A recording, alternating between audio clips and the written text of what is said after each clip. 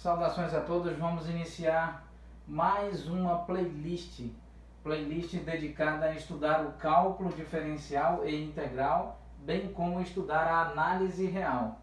Então, no contexto desta playlist, com relação à qual daremos início hoje com a primeira aula, neste momento com a primeira aula, nesta sessão, nós trataremos a análise real, o cálculo diferencial e o cálculo integral. Falaremos inicialmente sobre limite de funções. Ao longo deste modesto curso apresentaremos tópicos de cálculo diferencial, de cálculo integral e tópicos de análise real. Então tentaremos aí, sempre que possível, ao longo do desenvolvimento dessa playlist, estaremos inserindo tópicos específicos de análise real, pois a análise real é a área da matemática responsável por fundamentar, por assim dizer, o cálculo diferencial e o cálculo integral.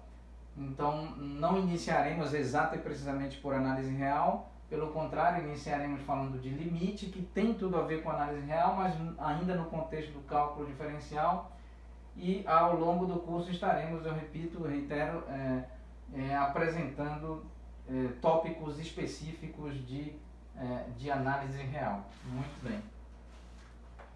Então, esta playlist intitulada Cálculo Diferencial e Integral e Análise Real, esta playlist estará sendo exibida no nosso canal intitulado Professor Damião Meira. Este canal está sediado e hospedado na plataforma do YouTube. Até a presente data nós temos 15 playlists e esta comporá então a playlist número 16. Muito bem, então vamos iniciar falando sobre limite e continuidade, Limite e continuidade.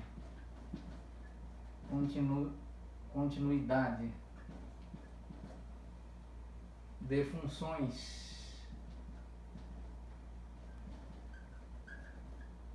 Muito bem.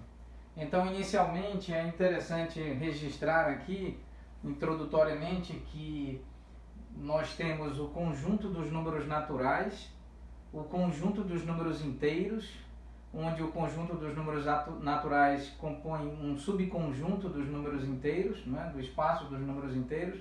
Nós temos o conjunto dos números racionais, onde os números racionais são quando que o número é dito racional, quando ele pode ser expresso em termos da divisão de dois números inteiros, exceptuando o número zero no denominador. Temos também os números irracionais. Os números irracionais, o número irracional é um número com relação ao qual não é possível escrevê-lo em termos da divisão de dois números inteiros.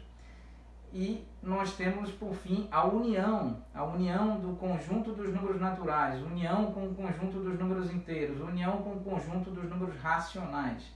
E, por fim, união com o conjunto dos números irracionais, nós teremos, então, o conjunto dos números reais. Então, o espaço dos reais é um espaço contínuo. Então, nós temos o espaço contínuo dos reais. Aqui está, espaço contínuo dos reais. Aqui mais infinito, zero menos infinito.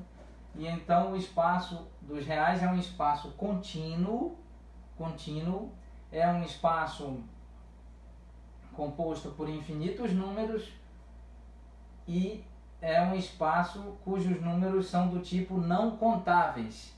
Então trata-se de um conjunto numérico não contável, ou seja, não é possível fazer contagem neste conjunto numérico, uma vez que ele é contínuo, e também possui infinitos termos. Pois se compararmos com o conjunto dos números inteiros, por exemplo, no caso do conjunto dos números inteiros, nós temos infinitos termos. Então o conjunto dos números inteiros é composto por infinitos números. A questão é que esses números podem ser contados. Se supusermos um determinado número no espaço dos números inteiros aqui, espaço dos números inteiros, então nós temos aqui números inteiros, nós temos mais infinito, zero, menos infinito, 1, menos 1, menos 2, 2, Então, dado um número qualquer, nós sabemos qual é o número imediatamente posterior a este referido número, bem como o número imediatamente anterior a este referido número.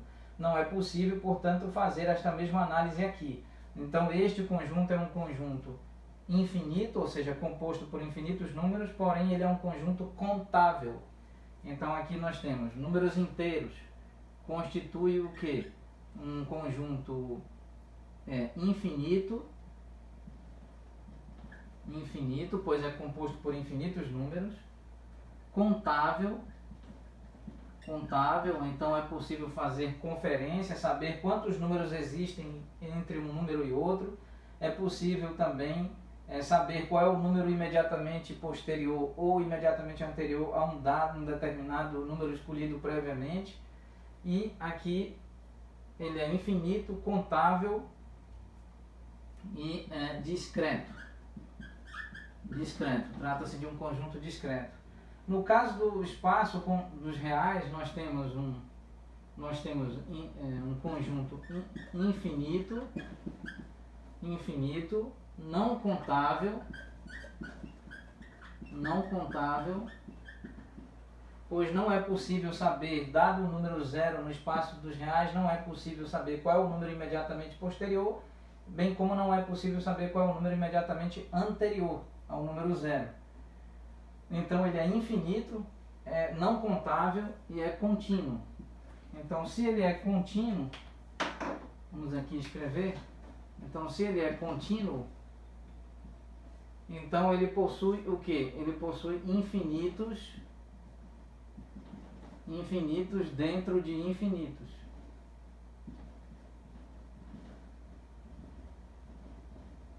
Vamos tentar argumentar aqui. Então nós temos entre 0 e 1, se supusermos aqui entre 0 e 1, nós temos infinitos números. Entre 0 e 0,5 nós temos infinitos números. Entre 0 e 0,1 nós temos infinitos números. De modo que esse conjunto é do tipo não contável, é infinito e é contínuo, ou seja, possui infinitos dentro de infinitos, pois dentro do infinito entre 0 e 1 existem outros infinitos, por assim dizer, menores, que são os intervalos menores entre 0 e 1, como por exemplo entre 0 e 0,5. Então nós temos o espaço dos números reais, o conjunto dos números reais é infinito, não contável, contínuo e, portanto, possuindo infinitos dentro de infinitos. Ao passo que os números inteiros são do tipo infinito, existem infinitos números, é do tipo contável e é do tipo discreto.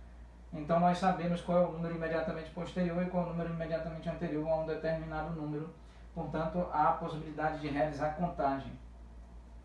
Muito bem, então nesse contexto nós vamos estudar funções que apresentam um domínio, e esse domínio está associado ao espaço contínuo dos reais.